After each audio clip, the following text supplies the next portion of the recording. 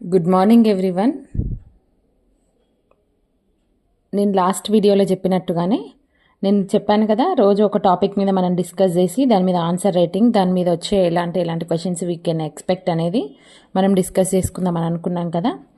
అయితే ఈ science and technology పాత్ర ప్రభావం ఫస్ట్ మనం నేర్చుకుందాం. ఈ సైన్స్ అండ్ టెక్నాలజీ పాత్ర ప్రభావంలో మీరు గమనించినట్లయితే సైన్స్ అండ్ టెక్నాలజీలో సాంప్రదాయ మరియు నూతన ఆవిర్భావ అంశాలు, రైట్. నెక్స్ట్ సైన్స్ అండ్ టెక్నాలజీలో విలువ జత చేర్పు, వాల్యూ అడిషన్స్ అనమాట. అండ్ భారతదేశంలో ప్రస్తుత సైన్స్ అండ్ టెక్నాలజీ పరిణామాలు, జాతీయ అభివృద్ధి సాధనంగా సైన్స్ అండ్ టెక్నాలజీ ప్రాముఖ్యత, పారిశ్రామిక అభివృద్ధి పట్టణీకరణ. ఫస్ట్ వీళ్ళు వెరీ బేసిక్ లెవెల్ నుంచి సైన్స్ అండ్ టెక్నాలజీ గురించి ఎక్స్ప్లెయిన్ చేసిరనమాట, అడుగుతున్నారనమాట క్వశ్చన్స్. ఎలా సైన్స్ అండ్ టెక్నాలజీలో సాంప్రదాయ మరియు నూతన ఆవిర్భావ అంశాలు అంటే ఓల్డెన్ ఏజ్లో ఎలా ఉంది సైన్స్ అండ్ టెక్నాలజీ, అండ్ ఎలా డెవలప్మెంటల్ చేంజెస్ వచ్చినాయి ఈ ఇండియాలోనే కాదు అసలు మొత్తం ప్రపంచంలో అన్నమాట. ఎలా మానవాళికి ఎలా ఉపయోగపడ్డది అనేది వీళ్ళు చెప్తున్నారనమాట. అయితే సైన్స్ అండ్ టెక్నాలజీలో సాంప్రదాయ మరియు నూతన ఆవిర్భావ అంశాలు మరియు సైన్స్ అండ్ టెక్నాలజీలో విలువ జత చేర్పు అంటే ఎలాంటి వాల్యూ అడిషన్స్ వచ్చినాయి. నూతన ఆవిర్భావాలంటే మనం తర్వాత జవహర్లాల్ నెహ్రూ ఇచ్చిన సైన్స్ టెక్నాలజీ కానీ మిగిలినవి కానీ మనం దీంట్లో డిస్కస్ చేసుకోవచ్చు. కానీ ఈ సాంప్రదాయ అనే పదానికి అర్థం ఏంటంటే ఇక్కడ మీరు కొంచెం హిస్టరీ చూసుకోవాల్సి వస్తుంది. హిస్టరీలో ఏంటి, ఈ సాంప్రదాయ పద్ధతుల్లో మానవాళి ఎలా ఆవిర్భవించి ఎలా వచ్చిందనే విషయం మొత్తం మనం హిస్టరీలో చదువుకున్నాం కదా. ఏ హిస్టరీలో ఏమంటారు రాతియుగం హిస్టరీ, మిగిలిన హిస్టరీలో మనం చదువుకున్నాం కదా. దాని తర్వాత సాంప్రదాయకంగా ఎలా వాళ్ళ టెక్నాలజీ డెవలప్ చేసుకున్నారనేది ఇంపార్టెంట్గా మనం ఇలా మెన్షన్ చేయాల్సి ఉంటుంది. ఎగ్జాంపుల్, ఈ సాంప్రదాయ పద్ధతులు అంటే మనకు ఫస్ట్ టెక్నాలజీ పరంగా మనం ఫార్వర్డ్ అయ్యే కంటే ముందు లీగల్గా మనం ఏవైతే పాలసీస్ అవన్నీ చేసుకున్నామో దానికంటే ముందు జరిగిన అంశాల గురించి మనం దీంట్లో ప్రస్తావించాల్సి వస్తుంది. అండ్ మీరు ఎప్పుడైనా క్వశ్చన్ వాళ్ళు మెన్షన్ చేసేటప్పుడు మీరు చాలా గట్టిగా అబ్జర్వ్ చేయాల్సింది ఏంటంటే ఇండియాలో ఉన్న సాంప్రదాయక టెక్నిక్స్ అడిగారా, లేకపోతే ప్రపంచం కామన్గా సైన్స్ అండ్ టెక్నాలజీలో సాంప్రదాయకమైన విషయాలు అడిగిరా, మీరు ఒకటి నోట్ చేసుకోవాలి. ఇంకొక విషయము, వాళ్ళు క్వశ్చన్ని మనం ఎలాబొరేట్గా రాయమన్నారా లేకపోతే డిస్కస్ చేయమన్నారా, దాని గురించి సవివరంగా వివరించండి అని చెప్పిరా. ఏది చెప్పినా కూడా 200 wordsలోనే రాయాలి. కానీ మనం అక్కడ ఇచ్చిన వాళ్ళ గురించి ఏం రాస్తున్నాం అనేది వెరీ ఇంపార్టెంట్గా ఉంటుంది అనమాట. అయితే ఈరోజు మనం డిస్కస్ చేసుకుంటున్న విషయం ఏమిటంటే సాంప్రదాయ సైన్స్ అండ్ టెక్నాలజీ అనగానేమి, సాంప్రదాయ సైన్స్ అండ్ టెక్నాలజీలో అభివృద్ధి అండ్ దాని ఆవిర్భావం గురించి వివరించండి అనే క్వశ్చన్ గురించి మనం డిస్కస్ చేద్దాం. ఎలా అభివృద్ధి చెందింది, ఎలా ఆవిర్భవించింది దాని గురించి వివరిద్దాం. అయితే ఎవరైతే ఫస్ట్ ఆన్సర్ రైటింగ్ గురించి రాస్తున్నారో వాళ్ళకు మ్యాక్సిమం అందరికి తెలిసే ఉంటుంది ఈ విషయము. అయితే నేను ఇలా రాశానమాట దానికి సంబంధించింది. ఎలా, ఫస్ట్ ఏ క్వశ్చన్ అయినా తీసుకున్న తర్వాత దానికి మనం కంపల్సరీ ఇంట్రడక్షన్ రాయాలి. Introduction is very important in your answer writing అనమాట. అయితే మీరు ఎంత ఇంట్రడక్షన్ రాయమన్నాం కదా అని ఏదో కవితలు కానీ లేకపోతే దాన్ని ఎక్స్ప్లెయిన్ చేసినట్టుగా చాలా పెద్దగా ఎలాబరేట్ చేయాల్సిన అవసరం లేదు. ఒక చిన్న పేరాలో, ఎందుకంటే మనకి ఇచ్చినాయే 200 words, రైట్. 200 wordsలో మిగిలిన ఫస్ట్ ఒక 50 wordsలో మీరు ఇంట్రడక్షన్ రాసేసి మిగిలినవి 100 words మీరు body of the 100 words, 120 words మీరు బాడీ ఆఫ్ ది ఆన్సర్కి పెట్టుకొని మిగిలిన 30 words మాత్రమే మీరు దీనికి యూజ్ చేసుకోవాల్సి వస్తుంది. ఏంటి, కంక్లూజన్కి. కొన్ని క్వశ్చన్స్కి కంక్లూజన్ వస్తుంది, కొన్ని ఆన్సర్స్కి వస్తుంది, కొన్ని ఆన్సర్స్కి రాదు. సో మీరు మరీ ఎలాబొరేట్గా మొత్తం 100 words వరకు మీరు ఇంట్రడక్షనే రాసేసి మిగిలిన బాడీ 50 రాసినా కూడా, మీరు ఎంత బాగా రాసినా కూడా మీకు మార్క్స్ రావన్నమాట. ఎప్పుడైతే మీరు 50 words వరకే మీరు ఇంట్రడక్షన్ రాసేసి చాలా తక్కువగా అండ్ ఎఫెక్టివ్గా ఉండాలి. మీరు రాసిన ప్రతి పదానికి అందులో అర్థం కనపడాలి. మీరు రాసిన ప్రతి పదానికి దాంట్లో ఎక్స్ప్లెనేషన్ ఉండాలి. వాళ్ళకు ఆహా ఇది వేస్ట్గా రాయలేదు, ఇక్కడ మనం వేసిన పదం టఫ్గా అంటే అనవసరంగా రాయలేదు, ఏదో సోది సుత్తి అంతా రాసింది అనే విషయంలో రాకుండా నీట్గా రాసింది అనే ఒక మ్యాటర్లో వాళ్ళకు అర్థమయ్యేలాగా మీరు రాయాలన్నమాట. ఎందుకంటే మనకు కరెక్షన్ చేసే వాళ్ళు ఎవరు చిన్న చిన్న ఆషామాషులు ఎవరు ఉండరు కదా.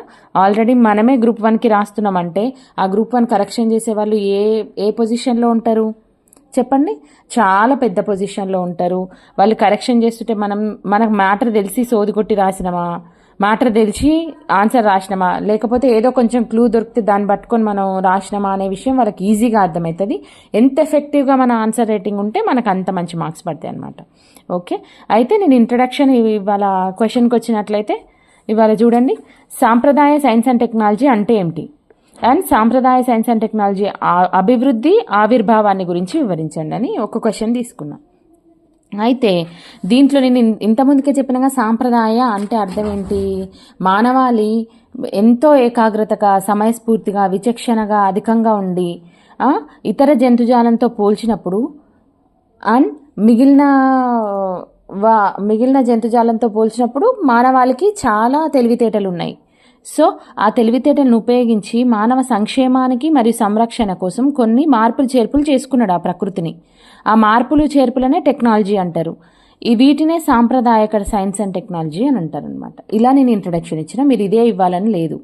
అయితే ఎవరైతే ఫస్ట్ టైం మెయిన్స్ ప్రిపేర్ అవుతున్నారో వాళ్ళకి ఎవరికైతే ఆన్సర్స్ రాయడం రాదో మీరు ఒక పని చేయండి. నేను ఇదే పని చేస్తున్నాను. ఏంటంటే ఇప్పుడు మీరు ఫస్ట్ ఒక టాపిక్కి సంబంధించిన ఇంట్రడక్షన్ మీ నోట్స్ ప్రిపేర్ చేసుకునేటప్పుడే ఈ టాపిక్కి నేను ఈ ఇంట్రడక్షన్ రాస్తా, మీకు సాంప్రదాయ సైన్స్ అండ్ టెక్నాలజీ అని కనిపించగానే మీరు అది రాసేసేయండి. నూతన ఆవిర్భావ సైన్స్ అండ్ టెక్నాలజీ అనగానే ఒక 3 లైన్స్ రాసుకొని పెట్టుకోండి, అది రాసేసేయండి. Science and technology value addition అని వచ్చి రాగానే అది రాసేసేయండి. నెక్స్ట్ భారతదేశంలో సైన్స్ అండ్ టెక్నాలజీ పరిణామం, అలా మీరు ఒక్క సెక్షన్కి అంటే ఒక 5-6 ఇంట్రడక్షన్స్ మీరు ప్రిపేర్ చేసుకొని పెట్టుకున్నారనుకోండి, ఆ ఇంట్రడక్షన్స్ మీరు బై హార్ట్ చేసుకుంటే ప్రతి క్వశ్చన్కైనా సరే ఇంట్రడక్షన్ మీరు మార్చకుండా ఆ వచ్చిన క్వశ్చన్ని రాయొచ్చు. కాకపోతే మీరు దాంట్లో చేయాల్సిన ముఖ్యమైన విషయం ఏంటంటే ఈ సాంప్రదాయకు అడిగినప్పుడు నూతన ఆవిర్భావం అలాంటిది రాయకండి. దానికి సంబంధించింది మీకు ఆ టైంలో మీకు ఏదైనా క్లూ అనిపించినప్పుడు దాంట్లో వాళ్ళు వివరించిన దాన్ని అటు మీకు ఏదైనా తెలిసిందనుకోండి. ఫర్ ఎగ్జాంపుల్ 21వ శతాబ్దం కంటే ముందు ఉన్న సైన్స్ అండ్ టెక్నాలజీ గురించి మీరు వివరించండి అని అడిగింది అనుకోండి. అప్పుడు ఏం రాస్తారు? 21వ శతాబ్దం కంటే ముందున్న శతాబ్దాలు అంటే ఏంటి? ప్రీవియస్గా ఉన్న ఇయర్సే కదా. మీరు రాసేటప్పుడు ఎలా చేయాలి? మానవాళి పుట్టుక నుంచి ఈ భూమి మీద మానవుడు ఏర్పడినప్పటి నుంచి ఆ ఏకాగ్రత, సమయస్ఫూర్తి, విచక్షణ అధికంగా ఉన్న ప్రాణి ఏంటి? మానవుడు. సో మానవుడు ఎలాంటి టెక్నాలజీ డెవలప్ అవ్వక ముందుకే మానవుడు రాతి యుగం నుంచి మరియు లోహయుగం నుంచి సింధు నాగరికత కాలం నుంచి అలా తన అంచెలంచుగలగా తన అభివృద్ధి చెందుతూ ఈ పొజిషన్కి వచ్చిందనే విషయాన్ని మీరు ఎక్స్ప్లెయిన్ చేస్తూ రాయాలన్నమాట. అలా అయితే ఈ సాంప్రదాయ అనే పదాన్ని మీరు ఎలా మార్చుకుంటారో ఎలా మీరు చూసుకోండి. ఇలా ప్రతి లెసన్కి మీరు ఒక ఇంట్రడక్షన్ రాసుకొని పెట్టుకున్నారనుకోండి, ఇంట్రడక్షన్స్ దగ్గర కన్ఫ్యూజన్ ఉండదు మీకు. మ్యాక్సిమం వాళ్ళు ఇచ్చే టాపిక్స్ ఇందులో నుంచే ఇస్తారు, కాకపోతే వాళ్ళు ఇచ్చే క్వశ్చన్స్ మాత్రం తేడా ఉంటాయి. సో మీరు ఎప్పుడైతే రాసుకుంటారో ఆ ఇంట్రడక్షన్స్ మాత్రం మీరు చేంజ్ చేసుకొని అవసరం ఉండదు. బాడీ ఆఫ్ ద లెటర్ని మాత్రం ఆ క్వశ్చన్కి అనుగుణంగా మార్చుకుంటే సరిపోతుంది. అర్థమైందా మీకు అందరికీ? సో ఇంట్రడక్షన్ నేనైతే ఇలా రాసుకున్నాను. సాంప్రదాయక అంటే ప్రీవియస్ మనకు చాలా సంవత్సరాల నుంచి వచ్చే ఈ సైన్స్ అండ్ టెక్నాలజీ గురించి ఎక్స్ప్లెయిన్ చేయడం గురించి వాళ్ళు అడిగారు కాబట్టి ఆ ప్రీవియస్ గురించి ఎలా చెప్పారో నేను అలా రాశాను అనమాట. వీటినే సాంప్రదాయక సైన్స్ అండ్ టెక్నాలజీ అంటారనమాట అని రాశాను. నెక్స్ట్ ఈ సైన్స్ అండ్ టెక్నాలజీ గురించి వాళ్ళు వివరించండి, ఆవిర్భావాన్ని అభివృద్ధిని గురించి వివరించండి. ఇది మన క్లూ పాయింట్. ఏముంది ఇక్కడ క్వశ్చన్? అభివృద్ధి ఆవిర్భావాన్ని గురించి వివరించండి అని ఇచ్చారు కదా. సో సైన్స్ అండ్ టెక్నాలజీ అభివృద్ధి ఆవిర్భావాన్ని గురించి వివరించండి అని చెప్పినప్పుడు కాబట్టి భారతదేశంలో నేను ఇలా చేశాను. అభివృద్ధి మరియు సాంకేతికతలో భాగంగా రాతి యుగం, వ్యవసాయం, పశుపోషణ, కుండల తయారీ, చక్రం తయారీ, లోహ ఉత్పత్తులు, పడవలు, నావ తయారీ మొదలైనవన్నీ సాంప్రదాయక టెక్నాలజీలో భాగంగా మానవుడు ఉపయోగించుకున్నాడని రాశాను. నేను ఇక్కడ ఒక పాయింట్ యాడ్ చేసిన తర్వాత ఈ సాంప్రదాయక సైన్స్ అండ్ టెక్నాలజీని నేను 6 దశల్లో తెలపవచ్చును, ఇది 6 దశల్లో నేను వివరించవచ్చునని రాసిన. అయితే 6 దశలు ఏంటి? రాతి యుగం టెక్నాలజీ, సింధు నాగరికత యుగంలో టెక్నాలజీ, గ్రీక్ అండ్ రోమ్లో అభివృద్ధి, ఇది ప్రపంచానికి సంబంధించింది. మీరు బాగా అబ్జర్వ్ చేయండి, ఇక్కడ మనకు దేశం అని కానీ ప్రపంచం అని కానీ ఏది మెన్షన్ చేయలేదు. సో దీన్ని బట్టి నేను ఆన్సర్ రాస్తున్నాను. గ్రీకులో అభివృద్ధి, మధ్యయుగంలో ప్రపంచ యూరప్ అభివృద్ధి, పశ్చిమ ప్రాంత యూరప్ టెక్నాలజీ అండ్ పారిశ్రామిక విప్లవం. అర్థమైందా? మీకు అందరికీ తెలుసు పారిశ్రామిక విప్లవం 1750 1900. సింధు నాగరికత కాలం కూడా మీకు తెలుసు కదా, 3000 సంవత్సరాల క్రితం, 3000 నుంచి 500 సంవత్సరాల క్రితం. నెక్స్ట్ గ్రీక్లో రోమ్లో అంటే మనకు జరిగింది కదా గ్రీక్ విప్లవాలు, క్రీస్తు పూర్వం 500 నుంచి క్రీస్తు శకం 500 వరకు.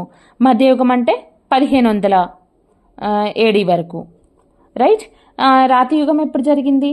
క్రీస్తు పూర్వం 3000 సంవత్సరాల కంటే ముందు. చూసారా?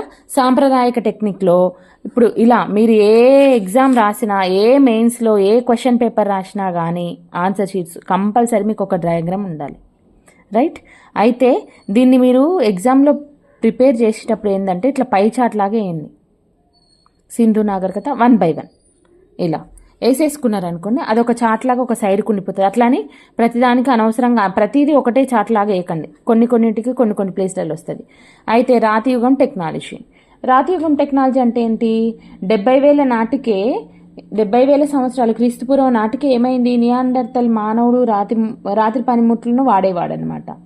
అయితే అతను కొన్ని సంవత్సరాల తర్వాత ఏమైంది? మానవుడు ఆధునిక మానవుడిగా మారిన తర్వాత రాతి పనిముట్ల తయారీలో కూడా ప్రగతి సాధించిండనమాట. అది వరకు ఏం చేసేవాడు? ఏదైనా ఒక రాయి దొరికింది అనుకోండి, ఆ రాయితోటి ఒక జంతువుని చంపేసి ఆ చంపిన జంతువుని తినేవాడు, అంతే. కానీ రాతియుగ టెక్నాలజీ ఎప్పుడైతే డెవలప్ అయిందో, కొంచెం టెక్నాలజీలో మార్పులు సంభవించగానే ఏం చేసింది నా ఆధునిక మానవుడు రాతి పనిముట్ల తయారీలో మరింత ప్రగతిని సాధించాడనమాట. అయితే ఇది క్రీస్తుపూర్వం 3000 నాటికి ఈజిప్టు, మెసపోటేమియా, హరప్ప నాగరికతల్లో కూడా ఉంది ఈ రాతియుగంలో పనిముట్లు, రైట్. చంపడానికి రాళ్ళు అలాంటివన్నీ, మరియు వ్యవసాయంలోకి ఉపయోగించే పనిముట్లు కూడా రాతి అంటే స్టోన్ తోటే తయారు చేసుకున్నాడు అనమాట. నెక్స్ట్ సింధు నాగరికత కాలం. ఈ సింధు నాగరికత అంటే మనమంతా మనం ఈ ఆన్సర్ రాసేటప్పుడు మనకు మ్యాక్సిమం మన హిస్టరీ కూడా మనకు దీంట్లో యూజ్ అవుతుంది, అది మనకు అడ్వాంటేజ్. సింధు నాగరికత అంటే మనకు అందరికీ తెలుసు, వ్యవసాయం ఉంది అక్కడ. ఇంకేమేం చేసిరు? లోహ వినియోగం ఉంది, మిశ్రమ లోహాలను ఉపయోగించిరు వాళ్ళు. అలాగే పట్టణ నాగరికతను వాళ్ళు డెవలప్ చేసుకున్నారు, రైట్. గ్రిడ్ సిస్టమ్ ఉన్నది కదా, అలాగే ఓడరేవుల్ని స్థాపించిరు, వర్తకం వ్యాపారం కోసం వీటిని వినియోగించిరు. ఇవన్నీ సింధు నాగరికత టెక్నాలజీలో ఉంది కదా, అవి మెన్షన్ చేయండి ఇక్కడ, ఓకేనా. నైలు నది, టెగ్రిస్ నది, యూప్రటిస్ నది, సింధు లాంటి ప్రాంతాల్లో ఫస్ట్ పట్టణాలు వెలిసినాయి. తర్వాత బ్రాంజ్ లాంటి మిశ్రమ లోహాన్ని కూడా వీళ్ళు అందుబాటులో ఉంచుకున్నారని, వాళ్ళు ఏం చేశారు?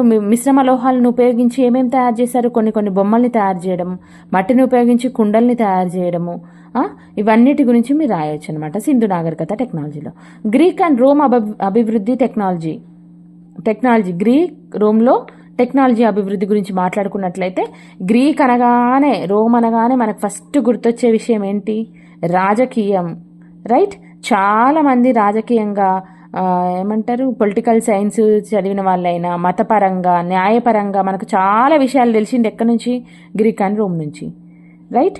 ఈ గ్రీక్ అండ్ రోమ్ వాళ్ళు ఏం చేసిరంటే రాజకీయ, మత, న్యాయ, సాహిత్య అనేక రంగాల్లో కూడా వీళ్ళు ప్రగతిని సాధించారనమాట. టెక్నాలజీ రంగంలో మాత్రం ప్రగతిని వీళ్ళు సాధించలేకపోయారు, ఎందుకంటే వీళ్ళు చాలా ట్రెడిషనల్గా బతికిరు, రైట్. చాలా ట్రెడిషనల్ టెక్నిక్లో ఉంది. కానీ వీళ్ళు ఉపయోగించిన ఒకటే ఒక టెక్నాలజీ ఏంటంటే ఇనుమును వీళ్ళు చాలా బాగా ఉపయోగించారు అనమాట. క్రీస్తుపూర్వం 10వ శతాబ్దం వరకే వీళ్ళు ఆసియా మైనర్ ప్రాంతంలో మరియు లోహ సంగ్రహణ శాస్త్రంలో కూడా చాలా మంచి ప్రగతిని సాధించారు వీళ్ళు. సో ఇది రవాణా రంగంలో, మ్యానుఫ్యాక్చరింగ్ రంగంలో, ఇక్కడ గ్రీకు, రోమ్లు అంటే రాజకీయంగా బాగా ఉన్నారని చెప్పుకున్నా కానీ సైనిక రంగంలో కూడా వీళ్ళు రోమ్ల కాలంలో కొంచెం వరకే అభివృద్ధి సాధించారు, కానీ అంత లేదు. ఎందుకంటే ఇది క్రీస్తుపూర్వం 500 శతాబ్దం కదా. అదే వీళ్ళు క్రీస్తు శకానికి వచ్చే వరకల్లా గ్రీకుల్లో తిరుగుబాట్లు జరగడం, చాలా యుద్ధాలు జరగడం. ఎవరతను? అలెగ్జాండర్ మొత్తం ప్రపంచాన్నే జయించిండు. అలాంటి డెవలప్మెంట్స్ వచ్చినాయి అనమాట. కానీ వీళ్ళు మనల్ని అడిగేది ఏంటి? సాంప్రదాయక విధానం కదా ఇది. నెక్స్ట్ మధ్యయుగ ప్రపంచం. మధ్యయుగ ప్రపంచంలో ఎట్లుంది? మధ్యయుగ ప్రపంచంలో కూడా యూరప్ దేశాల్లో, యూరప్ అంటే ఇప్పుడు ప్రజెంట్ ఉన్న యూరోపియన్ స్టేట్స్ ఉన్నాయి కదా, అంత డెవలప్మెంట్ ఏం లేదు. కాకపోతే వీళ్ళు చాలా ముందుగా ఏం చేసిరంటే గన్ పౌడర్ని తయారు చేశారు. గన్ పౌడర్, విండ్ మిల్లుల్ని మాత్రమే వీళ్ళు చేసిరు. నెక్స్ట్ పట్టు తయారీ లాంటి అంశాలు కూడా ఆసియా నుండి ఇక్కడికి వచ్చినాయి. వీళ్ళు మాత్రం త్వరగా తయారు చేయలేదన్నమాట. అయితే కొత్త భావనలు ఏంటి అంటే భారతదేశంలో అప్పటికే ఈ మధ్యయుగ ప్రపంచంలో యూరప్ మనల్ని పరిపాలించారు కదా యూరోపియన్స్, అప్పటికే ఈ భారతదేశంలో దాదాపు ఇదే కాలం వరకు మన దగ్గర సాంఖ్యశాస్త్రం అభివృద్ధి చెంది ఉంది. మనం అప్పటికే సున్నాను అనుకున్నాం. ఇలాంటివన్నీ అభివృద్ధి మన దగ్గర జరిగిందనమాట. నెక్స్ట్ పశ్చిమ ప్రాంత యూరప్ టెక్నాలజీ. పశ్చిమ ప్రాంతంలో ఎట్లుంది? పశ్చిమ ప్రాంతంలో స్టీమ్ ఇంజన్, మైనింగ్, లోహాలన్నిటిని కలెక్ట్ చేయడం, బొగ్గు, ఇనుము మాత్రమే కాక ఇతర అనేక ఖనిజాలు కూడా ఊపందుకున్నాయి. ఏ టైం వరకు? 1500 సంవత్సరాల నుంచి 1750 వరకు క్రీస్తు శకం. ఇది వాళ్ళు స్టార్ట్ చేసిరు. ఇక వాళ్ళ యూరప్ టెక్నాలజీ అనేది, యూరోపియన్స్ అనేది ఒక ప్లేస్ నుంచి ఒక ప్లేస్కి మారడం, వాటి సంగ్రహణ, ఎక్కడి నుంచి ఎక్కడి వరకు వస్తున్నాయి, స్టీమ్ ఇంజిన్ ప్రిపేర్ చేయడము, అండ్ మైనింగ్ చేయడం, లోహ సంగ్రహణ, ఎగుమతులు, దిగుమతులు, చెరుకు, పొగాకు, పత్తి మొదలన్నీ సాగు చేయడం, రసాయన శాస్త్ర రంగంలో అనేకంగా అభివృద్ధి చెందిందనమాట. అయితే ఇందులో రంగులు, కాస్మెటిక్స్, ఫార్మాసిటికల్స్ కూడా అభివృద్ధి చెందినాయి ఈ సంవత్సరం వరకు. నెక్స్ట్ కమింగ్ టు ద పారిశ్రామిక విప్లవం. 18 మరియు 19వ శతాబ్దంలో యూరప్ మరియు అమెరికాలలో జరిగిందనమాట ఈ పారిశ్రామిక విప్లవం. మీకు అందరికీ తెలుసు, కొంచెం చాలా వరకు ఈ గ్రూప్స్ ప్రిపేర్ అయ్యే వరకు ఈ పారిశ్రామిక విప్లవం చాలా వరకు ఐడియా ఉంటుంది. దాని గురించి మీరు కొంచెం రాస్తే సరిపోతుంది. శక్తి ఉత్పాదనకు వాళ్ళు చేసిన టెక్నిక్స్, విండ్ మిల్స్, అగైన్ విద్యుత్ సరఫరా లాంటివన్నీ ఇందులోకి వచ్చేస్తాయి అన్నమాట. అయితే ఈ విధంగా మరి కంక్లూజన్ ఏం రాస్తారు మీరు? ఈ విధంగా రాతి యుగం నుంచి ఇక్కడ మనం ఎక్కడి వరకు చూసుకున్నాం? 1900వ శతాబ్దం క్రీస్తు శకం 1900ల శతాబ్దం వరకు నాటికి మనిషి క్రమంగా ఒకదాని తర్వాత ఒకటి కొత్త రకంగా శాస్త్ర సాంకేతికాలు అభివృద్ధి చెందుతూ 20వ శతాబ్దానికి వచ్చే వరకు తన సాంప్రదాయిక సైన్స్ అండ్ టెక్నాలజీని చాలా వరకు అభివృద్ధి చేసుకున్నాడు అనమాట 20వ శతాబ్దం వరకు. ఇంకా అప్పటి వరకు మిషనరీస్ ఏం రాలేదు. చాలా వరకు ఏ టెక్నాలజీస్ యూజ్ చేయాలన్నా కూడా బై హ్యాండే వాళ్ళు యూజ్ చేయడం జరిగిందనమాట. ఇలా 20వ శతాబ్దం వరకు ఇక్కడ వాళ్ళు అడిగారు కదా, సాంప్రదాయిక 1900 నుంచి 1900ల శతాబ్దం వరకు మీరు సాంప్రదాయిక టెక్నాలజీ అని చెప్పొచ్చు. ఎందుకంటే చాలా స్లోగా టెక్నాలజీ డెవలప్మెంట్స్ అయినాయి, చాలా స్లోగా. ఎందుకు? ఆల్మోస్ట్ ఇక్కడ నుంచి చూడండి, క్రీస్తు పూర్వం 3000వ శతాబ్దం నుంచి అంటే అక్కడ ఒక 3000 సంవత్సరాలు, ఇక్కడికి వచ్చిన తర్వాత 1900 సంవత్సరాలు, అంటే 4900 సంవత్సరాలు, ఆల్మోస్ట్ 5000 ఇయర్స్ వరకు చాలా స్లో డెవలప్మెంట్ అంతే. కానీ ఈ 20వ శతాబ్దానికి వచ్చే వరకల్లా ఏం జరిగింది? 20వ శతాబ్దానికి వచ్చే వరకల్లా ఈ భారతదేశంలో టెక్నాలజీ చాలా బాగా పెరిగిపోయింది, వివిధ దేశాల్లో ఇంకా బాగా పెరిగింది. ఆ టెక్నాలజీని యూజ్ చేసుకుని అనేకమైన వస్తువులు, వెహికల్స్, టైంని చాలా కన్జ్యూమ్ చేసే చాలా ఏమంటారు లాంగ్ పనులన్నిటిని డిక్రీజ్ చేసుకొని ఎలా డెవలప్మెంట్ సాధించారనేది నెక్స్ట్ దాంట్లో చూసుకోవచ్చు మనం. ఇలా సాంప్రదాయిక సైన్స్ అండ్ టెక్నాలజీ గురించి మీరు వివరించేటప్పుడు రాతియుగం టెక్నాలజీ ఏదున్నా సరే ఇది ఈ 6 దశల్లో తెలుపవచ్చునని ఇది నా వ్యూలో నేను చెప్పాను. మీకు ఇంకేదైనా టెక్నాలజీలో చెప్పొచ్చు, ఇంకెన్ని దశల్లో చెప్పొచ్చు అంటే మీరు అలా రాసుకోవచ్చు, నో ప్రాబ్లం. వాళ్ళకి కావాల్సింది ఏంటంటే మీకు ఎంత నాలెడ్జ్ ఉంది, మీకు ఎంతవరకు మీరు ఎలా ఎక్స్ప్లెయిన్ చేయగలరు అనేది ఒకటే ఇంపార్టెంట్. ఈ బుక్లో ఉన్నదే చూసి నేను రాస్తా అనేది అవసరం లేదు. మీరు నేను డయాగ్రామ్ ఇలా వేసాను, మీరు వేరే లాగేసుకోవచ్చు. సో ఇలా చేంజెస్ ఉంటాయి కాబట్టి ఇలా 6 దశల్లో నేను చెప్పిన ఇది అంత పెద్ద ఇంపార్టెంట్ క్వశ్చన్ అని అయితే నేను అనుకోను. ఎందుకంటే మనకు ఆల్మోస్ట్ ఈ సెక్షన్లో 5 క్వశ్చన్స్ ఇస్తారు, right? First 2 questions we can't expect. ఈ 5లో లైన్గా 1, 2, 3, 4 అయితే ఇవ్వరు. కాకపోతే ఈ క్వశ్చన్ గురించి మనకు ఐడియా ఉంటే అసలు మనకు సైన్స్ అండ్ టెక్నాలజీ ఎప్పుడు స్టార్ట్ అయింది అనేది మనకు ఒక ఐడియా ఉంటుందని చెప్పాను. అదే మీకు ఏదైనా వేరే క్వశ్చన్ ఇచ్చింది అనుకోండి, భారతదేశంలో సైన్స్ అండ్ సాంప్రదాయక సైన్స్ అండ్ టెక్నాలజీ నుంచి నవీన సైన్స్ అండ్ టెక్నాలజీ యొక్క ఆవిర్భావాన్ని గురించి వివరించండి అంటే, మీరు ఇప్పుడు మనం 200 వర్డ్స్లో నేర్చుకునే ఈ క్వశ్చన్ అంతా మీరు జస్ట్ ఒక 50 వర్డ్స్లో మీరు రాసేసి మిగిలిన 150 వర్డ్స్ ఎలా మార్పు చెందింది అనే విషయం మీదనే మీరు కాన్సన్ట్రేట్ చేయాల్సి ఉంటుందన్నమాట. ఇలా మీకు ఎలా క్వశ్చన్ వస్తే అలా మీరు ఎలా టర్న్ చేసుకోవాలనే విషయాన్ని కూడా మీరు రాసుకోవాలి. Right, this is today's class. మీరు ఒకవేళ రాసినట్లయితే ఆ క్వశ్చన్ ఎలా రాశారో, మీకు ఆన్సర్ ఎలా వచ్చిందో మన టెలిగ్రామ్ ఛానల్లో మీరు మెసేజ్ చేయండి. మీరు రాసిన ఆన్సర్ కరెక్టా, మీరు వాల్యూ అడిషన్స్ ఇంకేమేమైనా యాడ్ చేసేది ఉంటే నేను చెప్తాను. Thank you for this is today's class. Thank you.